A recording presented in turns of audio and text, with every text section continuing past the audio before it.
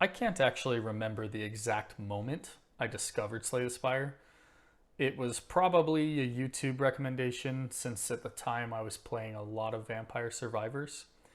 The algorithm probably saw that and thought, okay, here's your next obsession. Whatever the reason, I bought it. And the funny thing is, I didn't ease into it at all. I started a run, and within minutes, I knew this game was going to take over my free time. I grew up on turn based games. Pokemon, some Final Fantasy on the DS, stuff like that.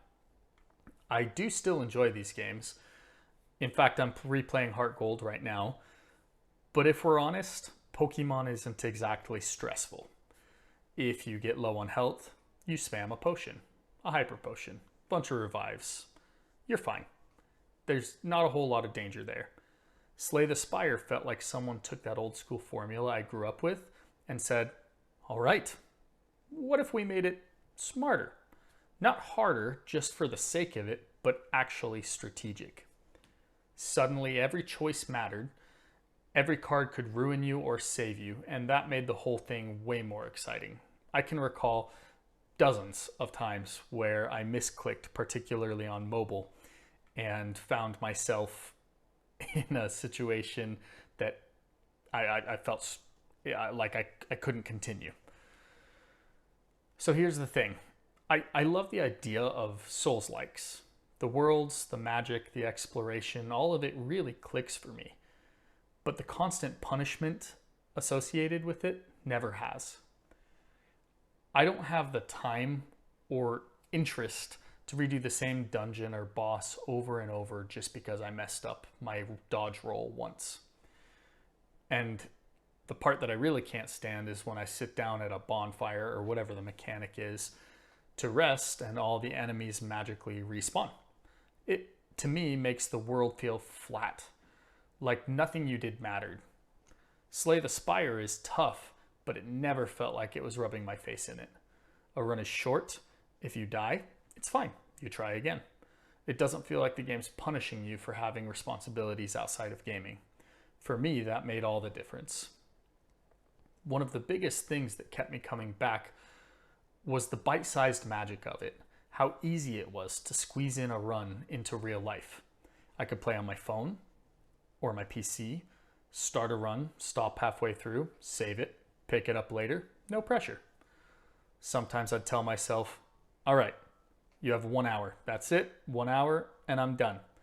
Because I still wanted time with my wife in the evenings after we got our girls to bed. I still need sleep. And I tried. I really tried. But the number of times I was up till 1 a.m. sitting there thinking, yeah, this is totally my last one, while I had the baby there sleeping on my chest, let's just say it happened more than I'd like to admit. This game dug its claws in deep, but in the best way.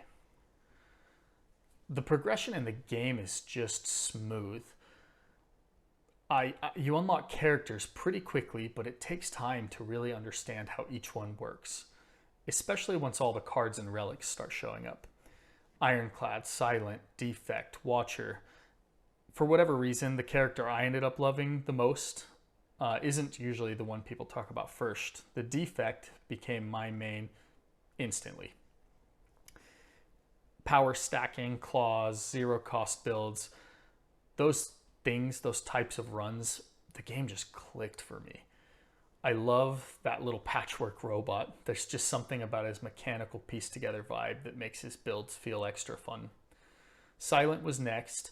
Shivs, dexterity stacking with some mirror image, poison, very fun. It's kind of sneaky, super satisfying when it works. Ironclad, I feel like it's a good time, especially a strength build. It's just so satisfying when you hit that hard. And the Watcher, I know some people swear by her. She just never did it for me. I don't know what it is. The stance dancing, maybe the pacing. She's the one I usually play the least. I force myself to play her some, but definitely not my favorite. That's one of the things I love about this game, though. Everyone ends up with their own favorite character and their own favorite build. At first, I got to about Ascension 6 when I was playing on PC. respectable, but nothing wild. Then I discovered that you can get Slay the Spire on mobile, and suddenly I'm playing everywhere. Bathroom? Yeah. Will the baby naps on me, middle of the day? Absolutely. A random 5-minute stint of quiet? Get a run in. Next thing I knew, I was pushing Ascension 14 on pretty much everyone. But I'm strange, and I did it in this way that I would consider fair, air quotes. I wouldn't let one character really outrank the others, so if Defect was at 9, Silent had to be at 9 before I moved Defect to 10, so on and so forth. Not sure why I did it like that, but it made the climb feel more meaningful. Then I found the Downfall mod after dozens and maybe even over 100 of hours on Slay the Spire base. I realized, oh my gosh, there's a free fan-made expansion. It was another rabbit hole. A whole new character, 8 boss characters you can play, new cards, new relics, felt like new everything. The slime boss is probably my favorite. He's amazing. The Guardian's a lot of fun. Hexaghost is especially cool. Really thoughtful design, just so unique. It reminded me of when I was a kid playing Dynasty Warriors 4, unlocking new characters and getting stupidly excited about it. Downfall really brought that feeling back. It made Slay the Spire feel brand new all over again.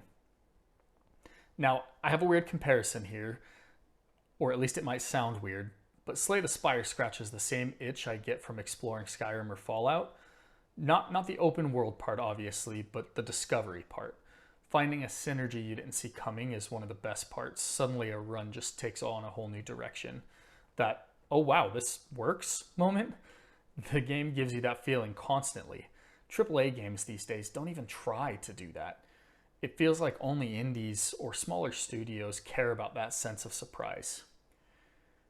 In fact, speaking of AAAs, I used to love the Assassin's Creed series. I didn't play all of them, but the ones I played I really enjoyed. Compared to something like Slay the Spire though, man, AAA games just feel bloated. Lots of money, lots of flash, but pretty empty, not a lot of ideas. Slay the Spire is tiny by comparison, but it's bursting with creativity. It raised my standards for what I want in games now. And now that Slay the Spire 2 is coming, yeah, I'm excited. Very excited. So if you haven't played Slay the Spire yet, I really hope you do. Even if you play a run here and there, it's worth your time. And I'm not sponsored or anything. This is a new channel. I just genuinely think this game is worth it. And if this video made you want to jump back in, or if it is the first time, I would appreciate, if you hit the like and subscribe buttons. Tells YouTube, hey, this guy doesn't suck. And tell me in the comments, I'm interested. Who's your main? What's your go-to build? I love seeing how differently everyone plays this game. Slay the Spire is smart, fun, and incredibly replayable. My 2 favorite things about it, though, are how it respects your time and it gives you that childhood sense of discovery without dumbing anything down. I love this game, and honestly, I think you will too. Thanks for taking some time to talk and listen to about Slay the Spire today. I hope you have a wonderful day. See you later.